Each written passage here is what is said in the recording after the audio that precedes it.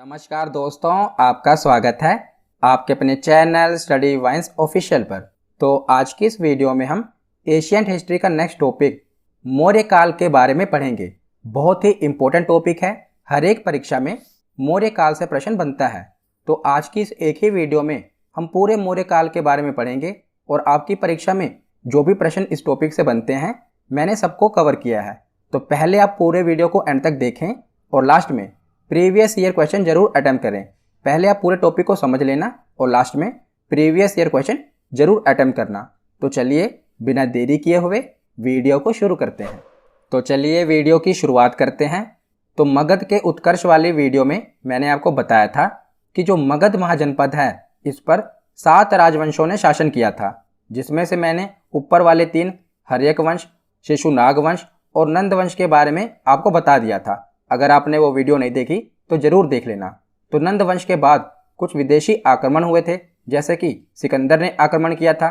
तो इसे पिछली वीडियो में मैंने विदेशी आक्रमण को कवर कर दिया था। आज हम मौर्य वंश के बारे में पढ़ेंगे, तो इसीलिए मैंने आपको पहले बता दिया कि पिछली वीडियो में हमने क्या क्या पढ़ रखा है। तो आज हम मौर्य वंश के बारे में पढ़ेंगे। तो मौर्य साम्राज्य के बारे में पढ़ना शुरू करते हैं। तो नंद वंश के अंतिम शासक धनानंद को पराजित करके चंद्रगुप्त मौर्य ने मगध में मौर्य साम्राज्य की स्थापना की थी। तो नंद वंश में मैंने आपको बताया था कि नंद वंश का अंतिम शासक था धनानंद। नंद वंश का संस्थापक कौन था? महापद्मानंद। फिर उसका उत्तराधिकारी हुआ धनानंद। तो धनानंद नंद वंश का अंतिम शासक था और इसको पराजित करके चंद्रगुप्त मौर्य ने मौर्य साम्राज्य की स्थापना की थी। तो ये मौर्य वंश के बारे में हमें जानकारी कहाँ से मिलती है? तो मौर्य वंश के बारे में हमें निम्नलिखित स्रोतों से जानकारी मिलती है। पहला है साहित्यिक स्रोत और दूसरा है पुरातात्विक स्रोत। तो साहित्यिक स्रोत कौन कौन से हैं? जैसे कि अर्थशास्त्र, तो चाणक्य ने ही लिखी थी अर्थशास्त्र, यहाँ से हमें मौर्य साम्राज्य की जानकारी मिलती है। दूसरी पुस्तक है इंडिका। इंडिका किसने लिखा था? तो इसे मेगास्थनीज ने लिखा था। इससे भी हमें मौर्य काल के बारे में जानकारी मिलती है।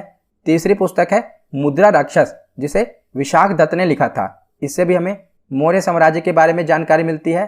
और चौथा है जैन और बौद्ध ग्रंथ, इनसे भी हमें मौर्य साम्राज्य के बारे में जानकारी मिलती है।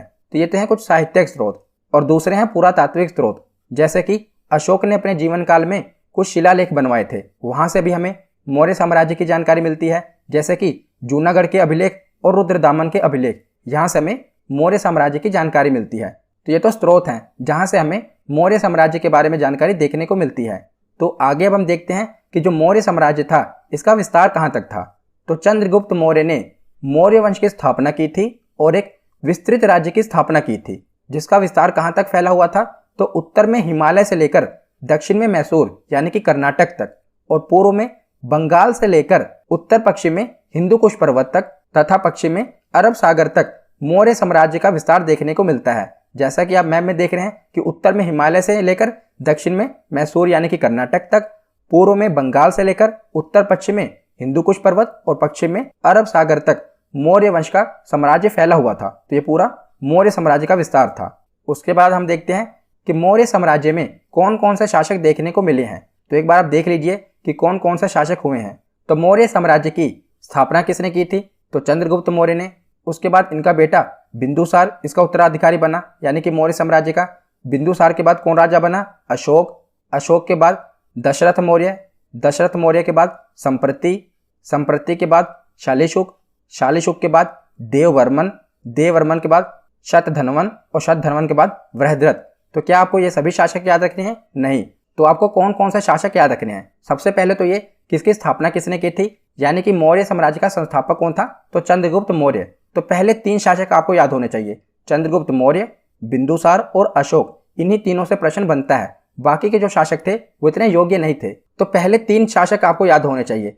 पहला है चंद्रगुप्त मौर्य, जिन्होंने मौर्य साम्राज्य की स्थापना की थी। उसके बाद है बिंदुसार, उसके बाद है अशोक। तो इन 3 ही शासकों से मौर्य साम्राज्य में प्रश्न बनते हैं। बाकी शासकों ने ऐसा कोई काम नहीं किया जिनसे प्रश्न बने। तो आपको इन 3 शासकों के बारे में पढ़ना है, चंद्रगुप्त मौर्य, बिंदुसार और अशोक। और आज हम इन तीनों ही शासकों के बारे में पढ़ेंगे।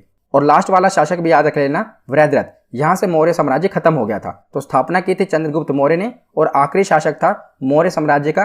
तो चलिए अब एक एक करके पढ़ना शुरू करते हैं। तो शुरुआत करते हैं चंद्रगुप्त मौर्य से। तो चंद्रगुप्त मौर्य मौर्य वंश के प्रथम शासक तथा संस्थापक थे।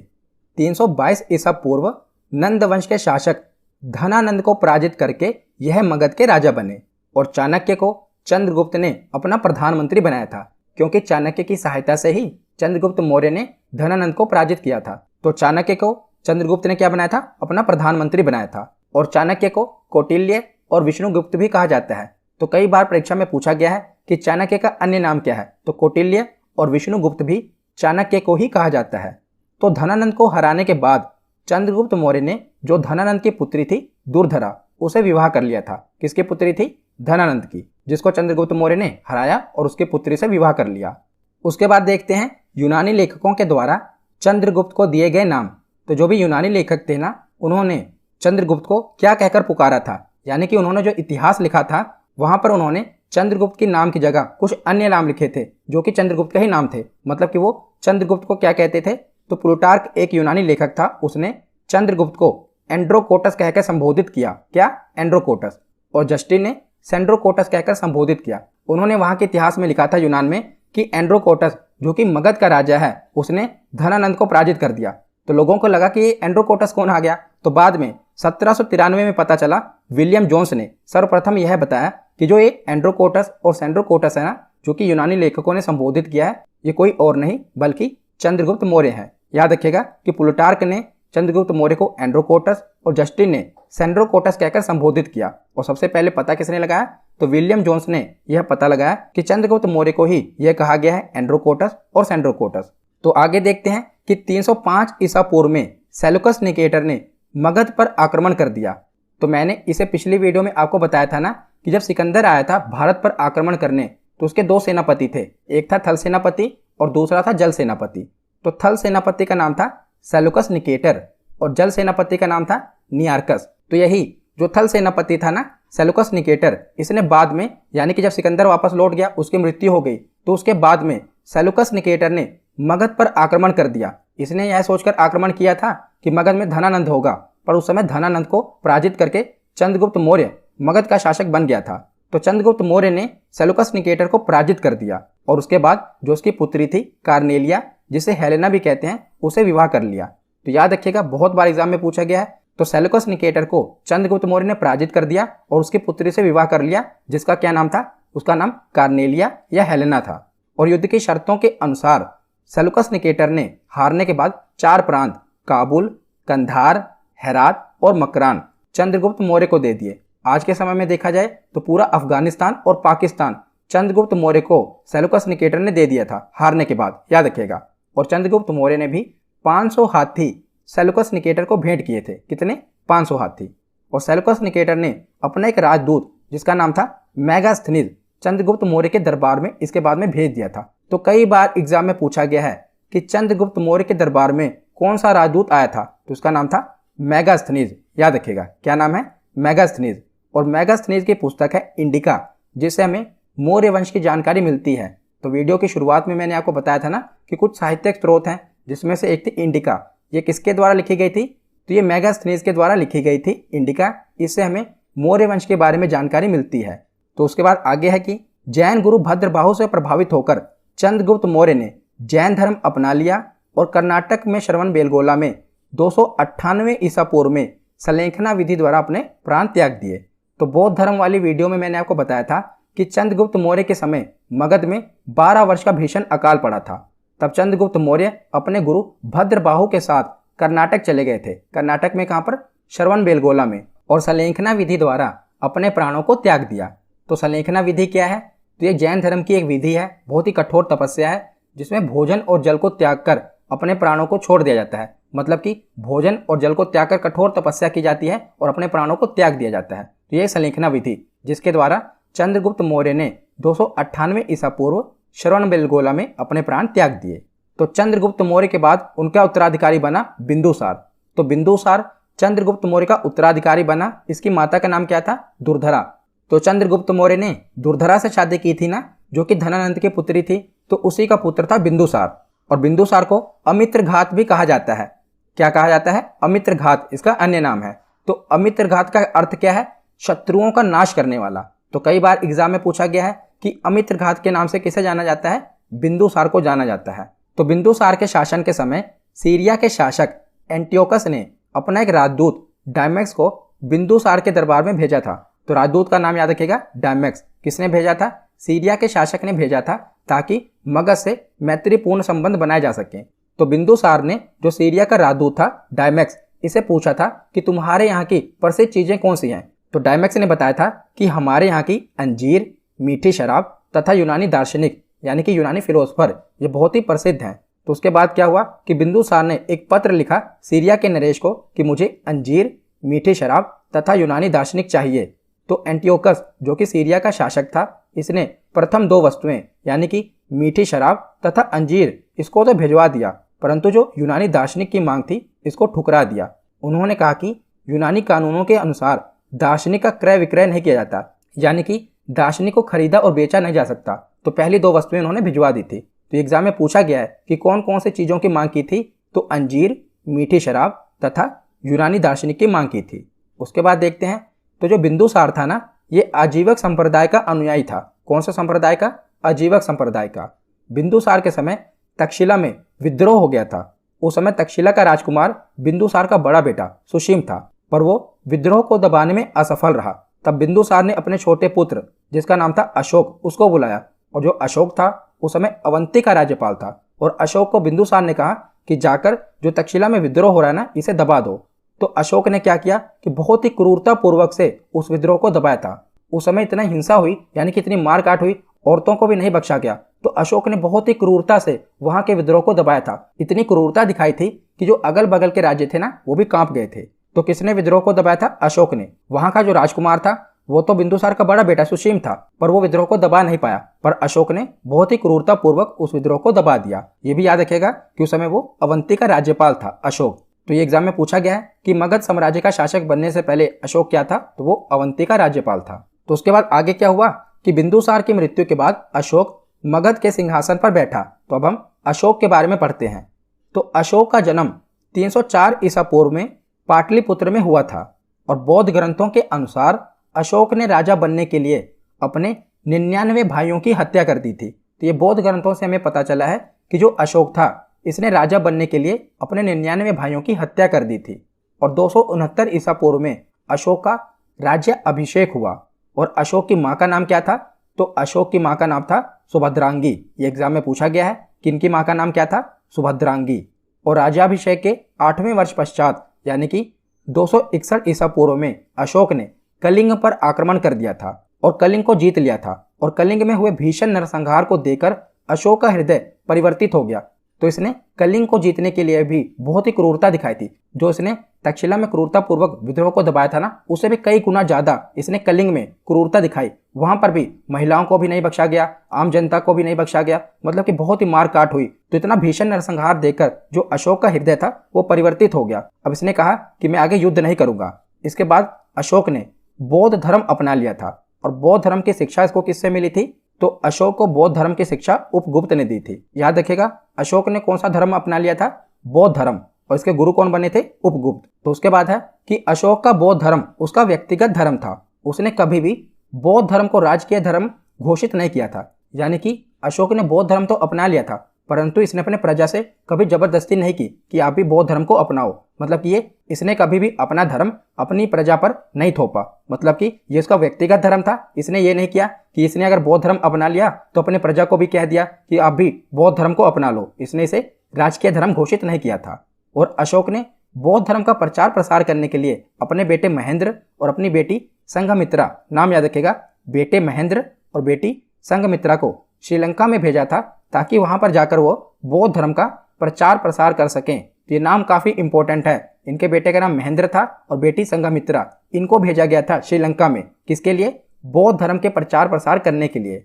और अशोक ने आजीवक संप्रदाय के लोगों के लिए गया में बराबर की पहाड़ियों में 4 गुफाओं का निर्माण करवाया था। तो इनके जो पिता थे, कौन थे? बिंदुसार। वो किस संप्रदाय के अनुयायी थे? तो वो आजीवक संप्रदाय के अनुयायी थे ना। तो आजीवक संप्रदाय के लोगों के लिए इसने गया में बराबर की पहाड़ियों में 4 गुफाओं का निर्माण करवाया था। तो इससे ये पता चलता है कि इसने बौद्ध धर्म के साथ साथ जो अन्य धर्म थे उसको भी ये साथ में लेकर चला था। मतलब कहीं पर इसने जबरदस्ती अपना धर्म थोपा नहीं था। तो उसके बाद आगे देखते हैं कि अशोक भारत का पहला ऐसा शासक था जिसने अपने संदेशों को अभिलेखों के माध्यम से जनता तक पहुंचाया था। और अशोक के अभिलेखों की भाषा कौन सी थी?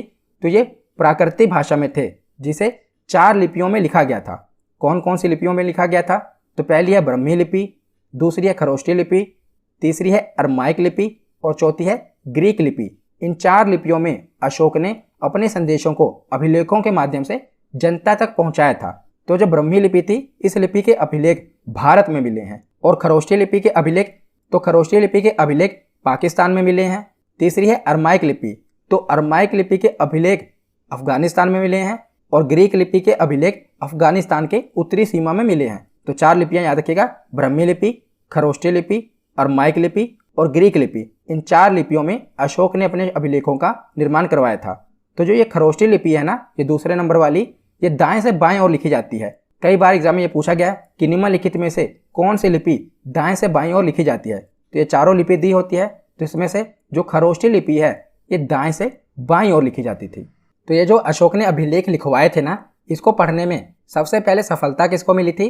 तो अशोक के अभिलेख को पढ़ने में सबसे पहली सफलता 1837 में जेम्स प्रिंसेप को मिली थी। नाम जरूर याद रखिएगा, क्या नाम है? James Prinsep. इसको सबसे पहले सफलता मिली थी जो ये अशोक के अभिलेख थे इनको पढ़ने में। तो उसके बाद आगे देखते हैं। तो अशोक ने अपने अधिकतर अभिलेखों में जो अपना नाम लिखवाया था वो लिखवाया था देव नाम प्रियदर्शी, जिसका अर्थ है देवताओं का पसंद। तो देव नाम प्रियदर्शी किसका नाम था? तो ये अशोक का नाम था। इसने जो शिलालेख लिखवाए थे ना कि मैं मगध का राजा देव नाम प्रियदर्शी, तो किसका नाम था? ये अशोक का नाम था। और कुछ अभिलेखों से हमें ये पता चला है कि अशोक उस समय मगध का सम्राट था, जैसे कि मध्य प्रदेश के गुर्जरा तथा कर्नाटक की मास्की अभिलेख, नेदर तथा उदेल गोलान अभिलेखों में अशोक का स्पष्ट नाम अशोक लिखा हुआ था। तो इन अभिलेखों में अशोक ने अपना स्पष्ट नाम लिखवाया था अशोक। और राजस्थान के भाबरू अभिलेख में अशोक ने खुद को मगध का सम्राट बताया था। किसमें? भाबरू अभिलेख में। उसके बाद देखते हैं अशोक की धम्म यात्रा। तो धम्म क्या है? तो अशोक ने लोगों को नैतिकता सिखाने के लिए जो नियम कानून की संहिता बनाई थी उसे ही धम्म कहते हैं। तो ये जो अशोक का धम्म था ये बौद्ध धर्म से प्रभावित था। अशोक का धम्म स्व नियंत्रण पर आधारित था। अशोक ने कहा था कि व्यक्ति अपने माता पिता की आज्ञा माने, व्यक्ति ब्राह्मण तथा भिक्षुक का आदर करें, व्यक्ति दास तथा सेवकों के प्रति उदार रहें, व्यक्ति को जियो और जीने दो का पालन करना चाहिए। तो लोगों को नैतिकता सिखाने के लिए कुछ नियम और कानून बनाए गए थे जिसे अशोक का धम्म कहा जाता है, याद रखिएगा। तो आगे देखते हैं अशोक के चतुर्दश अभिलेख। तो कुल 14 शिलालेख मिले थे जिस पर अशोक ने अपने संदेशों को लिखवाया था, तो उसे चतुर्दश अभिलेख कहा गया। तो प्रथम शिलालेख है, आपको इसे रटना नहीं है, बस एक बार पढ़ लेना है। मैं आपको बता दूंगा कि इंपॉर्टेंट कौन सा है। तो जो प्रथम शिलालेख मिला इसमें अहिंसा पर बल दिया गया था और पशु बलि की निंदा की गई थी। जो दूसरा शिलालेख मिला इसमें मनुष्य के साथ पशु चिकित्सा की भी चर्चा की गई थी। तीसरे शिलालेख में अशोक ने 3 अधिकारी राजुक, युक्तक तथा प्रदेशक का चर्चा किया था, जो कि धम्म के प्रचार के लिए अधिकारी थे। कौन कौन से? राजुक, युक्तक और प्रदेशक। चौथे शिलालेख में भैरी घोष यानी कि युद्ध के स्थान पर धम्म घोष यानी कि बौद्ध की नीतियों की चर्चा थी। मैंने आपको बताया था ना कि जो अशोक का धम्म था ये बौद्ध धर्म से प्रभावित था, तो इसने भैरी घोष यानी कि युद्ध के स्थान पर धम्म घोष की नीति की चर्चा है। 5वें अभिलेख में धम्म महापात्र नामक अधिकारी की चर्चा है जो धार्मिक जीवन की देखरेख करता है। 6ठे अभिलेख में क्या है? तो इसमें अशोक ने कहा था कि मेरे अधिकारी जन कल्याण के लिए जब चाहें मुझसे मिल सकते हैं। इसमें सबसे इंपॉर्टेंट है पहला अभिलेख जिसमें अहिंसा पर बल दिया गया था और पशु बलि की निंदा की गई थी, याद रखेगा। और तीसरा शिलालेख है जिसमें अशोक ने 3 अधिकारी नियुक्त किए थे धम्म के प्रचार के लिए, राजुक, युक्तक और प्रदेशक। ये 2 आपको याद होने चाहिए। अगला शिलालेख है 7वां शिलालेख। इसमें अशोक ने विभिन्न धर्मों के आपसी समन्वय की बात कही थी और ये सबसे बड़ा शिलालेख है। कौन सा? 7वां शिलालेख। उसके बाद है 8वां शिलालेख। इसमें अशोक के धम्म यात्रा की चर्चा है जो इसके राज्य अभिषेक के 8वें वर्ष से प्रारंभ होती है। तो अशोक ने धम्म यात्राएं की थी, जिसमें से जो ये शिलालेख है 8वां शिलालेख, इसमें 2 यात्राओं का वर्णन है। एक तो राज्य अभिषेक के 10वें वर्ष अशोक गया था और दूसरा है राज्य अभिषेक के 20वें वर्ष वो लुम्बिनी गया था। तो इसमें 2 धम्म यात्राओं का वर्णन है, गया और लुम्बिनी। उसके बाद है 9वां अभिलेख। इसमें सच्ची भेंट और शिष्टाचारों का वर्णन है। तो शिष्टाचारों का वर्णन किसमें है? 9वें अभिलेख में। उसके बाद है 10वां अभिलेख। तो 10वें अभिलेख में क्या लिखवाया था कि राजा व अधिकारी हमेशा प्रजा के हित में सोचे। ये 10वें अभिलेख में लिखवाया था। 11वें अभिलेख में धम्म की व्याख्या की गई थी। और 12वें अभिलेख में स्त्रियों की स्थिति में सुधार के लिए स्त्री महामात्रा नामक अधिकारी की चर्चा की गई थी। तो स्त्रियों की स्थिति के सुधार के लिए किस अधिकारी को नियुक्त किया गया था? स्त्री महामात्रा नामक अधिकारी को नियुक्त किया गया था। उसके बाद है 13वां अभिलेख, मोस्ट इंपॉर्टेंट। ये जितने भी अभिलेख हैं उसमें से यही एक है जो बार बार एग्जाम में रिपीट हुआ है। तो इसमें कलिंग युद्ध की चर्चा है। तो आपसे एग्जाम में पूछा जाता है कि कलिंग युद्ध की चर्चा किस अभिलेख में है? तो 13वें अभिलेख में कलिंग युद्ध की चर्चा है। उसके बाद है 14वां अभिलेख। इसमें अशोक ने जनता को धार्मिक जीवन व्यतीत करने के लिए प्रेरित किया था।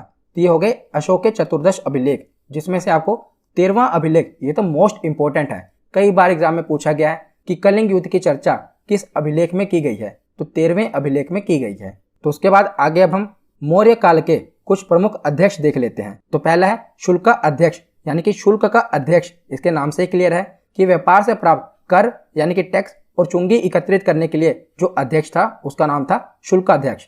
दूसरा है पोतवा अध्यक्ष। तो माप तोल के मान को नियंत्रित करने वाला यह अधिकारी होता था। कौन? पोतवा अध्यक्ष। तीसरा है सूत्र अध्यक्ष। तो सूत्र अध्यक्ष कौन था? तो ये वस्त्र उद्योग मंत्री था। तो उस समय जो मौर्य काल था उसमें जो अध्यक्ष थे ना, वो मैं आपको बता रहा हूँ। तो सूत्र अध्यक्ष कौन था? वस्त्र उद्योग मंत्री था। उसके बाद है सूना अध्यक्ष। तो सूना अध्यक्ष किसे कहा जाता था? तो बूचड़ खाने और चर्म उद्योग के अध्यक्ष को क्या कहा जाता था? सूना अध्यक्ष। उसके बाद है लक्षणा अध्यक्ष। लक्षणा अध्यक्ष कौन होता था? तो टकसाल का अध्यक्ष, यानी कि जो मौर्य काल में सिक्के चलते थे उनका अध्यक्ष कौन होता था? लक्षणा अध्यक्ष। उसके बाद है अश्व अध्यक्ष, जिसके नाम से क्लियर है कि घोड़ों की देखभाल करने वाला कौन था? अश्व अध्यक्ष, यानी कि अश्वों का अध्यक्ष। उसके बाद है हस्त्य अध्यक्ष। तो हस्त्य अध्यक्ष कौन होता था? तो हाथियों की देखभाल करने वाला, उसे कहा जाता था हस्ताध्यक्ष। उसके बाद है अकाराध्यक्ष। अकाराध्यक्ष कौन था? तो खान मंत्री को अकाराध्यक्ष कहा जाता था। उसके बाद है सीता अध्यक्ष। तो सीता अध्यक्ष कौन होता था? तो कृषि विभाग वाले मंत्री को सीता अध्यक्ष कहा जाता था। तो याद रखिएगा कि मौर्य साम्राज्य में जो सरकारी जमीन होती थी ना, जो राजकीय जमीन होती थी, उसे सीता कहा जाता था। और राजकीय जमीन से इकट्ठा होने वाले कर को भी सीता ही कहा जाता था, याद रखिएगा। तो आगे अब हम मौर्यकालीन सैन्य व्यवस्था देख लेते हैं।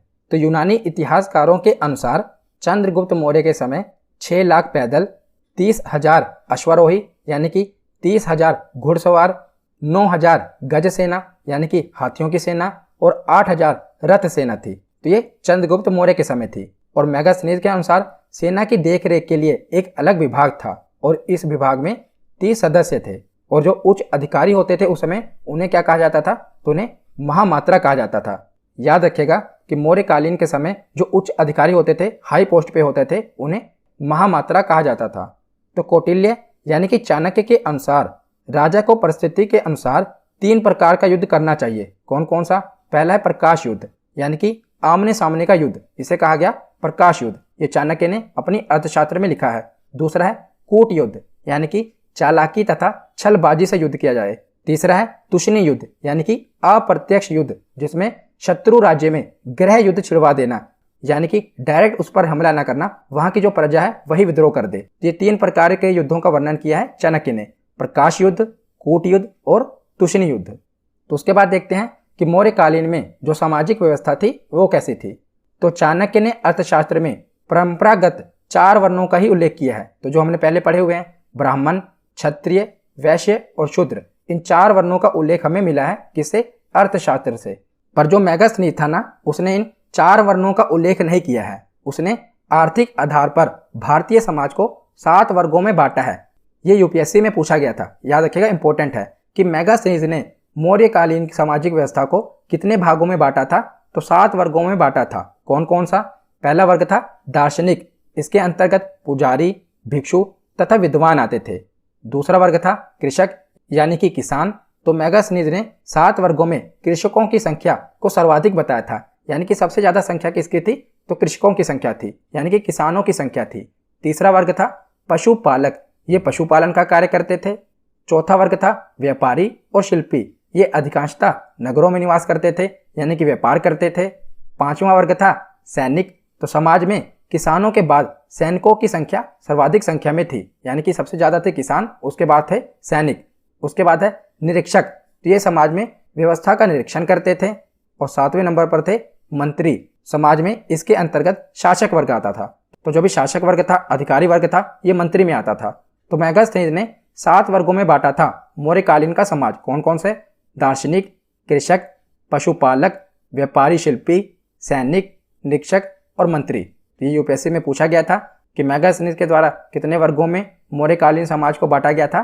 तो 7 वर्गों में बांटा गया था। आशा करता हूँ आपको याद हो गया होगा। उसके बाद आगे हम देखते हैं मौर्यकालीन वास्तुकला। इसके बाद हम प्रीवियस ईयर क्वेश्चन देखेंगे। तो मौर्य काल में लकड़ी के भवन हुआ करते थे, जो वर्तमान में हमें पटना से मिले हैं। तो अधिकतर जो भवन देखने को मिले हैं मौर्य काल में, वो लकड़ी के बने हुआ करते थे, याद रखिएगा। और मौर्य काल में पत्थर के कुशल कारीगर होते थे। अशोक ने मध्य प्रदेश में सांची का स्तूप बनवाया है, जो कि वर्ल्ड फेमस है और ये सबसे बड़ा स्तूप है। और अशोक ने यूपी के सारनाथ में अशोक स्तंभ बनवाया, जिस पर 4 पत्थर के शेरों को एक ही जगह रखा गया है, जो कि अहिंसा का सूचक है और यही भारत का राष्ट्रीय चिन्ह भी है। तो आपने देखा होगा कि जो अशोक ने स्तंभ पर बनवाया था ना 4 शेरों को, वही हमारा राष्ट्रीय चिन्ह है। तो ये कहाँ पर बनवाया था? उत्तर प्रदेश के सारनाथ में। तो यहाँ पर हमारा थ्योरी सेक्शन कंप्लीट होता है। अब हम प्रीवियस ईयर क्वेश्चन देखते हैं। तो पहला प्रश्न है कि चाणक्य का अन्य नाम क्या था? तो चाणक्य को विष्णुगुप्त और कौटिल्य भी कहते थे। तो ऑप्शन बी इसका सही जवाब होगा। अगला प्रश्न है कि बिंदुसार ने विद्रोहियों को कुचलने के लिए अशोक को कहाँ भेजा था? तो बिंदुसार ने अशोक को कहाँ पर भेजा था विद्रोहियों को कुचलने के लिए? तो तक्षशिला भेजा था। ऑप्शन बी इसका सही जवाब है। अगला प्रश्न है कि निम्नलिखित में से वह व्यक्ति कौन है जिसका नाम देवनाम प्रियदर्शी भी था? तो देवनाम प्रियदर्शी किसे कहा जाता था? अशोक को। ऑप्शन ए इसका सही जवाब होगा। अगला प्रश्न है कि कलिंग विजय के उपरांत अशोक महान ने निम्नलिखित किस धर्म को अंगीकार कर लिया था? तो कलिंग विजय के बाद अशोक ने कौन सा धर्म अपना लिया था? बौद्ध धर्म। ऑप्शन बी इसका सही जवाब होगा। अगला प्रश्न है कि प्राचीन भारत का वह प्रसिद्ध शासक जिसने अपने जीवन के अंतिम दिनों में जैन धर्म को अपनाया था, वो कौन सा शासक था? इसने संलेखना विधि द्वारा अपने प्राणों को भी त्याग दिया था। वो थे चंद्रगुप्त मौर्य। इन्होंने अपने अंतिम दिनों में भद्रबाहु से शिक्षा ली थी जैन धर्म की। अगला प्रश्न है कि निम्नलिखित में से कौन मौर्य वंश का शासक नहीं है? तो बताइए निम्नलिखित में से कौन मौर्य वंश का शासक नहीं है? तो चंद्रगुप्त मौर्य भी है, बिंदुसार भी है और अशोक भी है। ऑप्शन ए अजातशत्रु ये मौर्य वंश का शासक नहीं है, ये हर्यक वंश का शासक है। अगला प्रश्न है कि मेगास्थनीज की पुस्तक का नाम क्या था? तो मेगास्थनीज की पुस्तक का नाम है इंडिका। ऑप्शन डी इसका सही जवाब होगा। अगला प्रश्न है कि मेगास्थनीज ने भारतीय समाज को कितनी श्रेणियों में विभाजित किया था? तो मेगास्थनीज के अनुसार भारतीय समाज कितनी श्रेणियों में बटा हुआ था? 7। ऑप्शन डी इसका सही जवाब है। अगला प्रश्न है कि पाटलिपुत्र में स्थित चंद्रगुप्त का महल मुख्यतः बना था।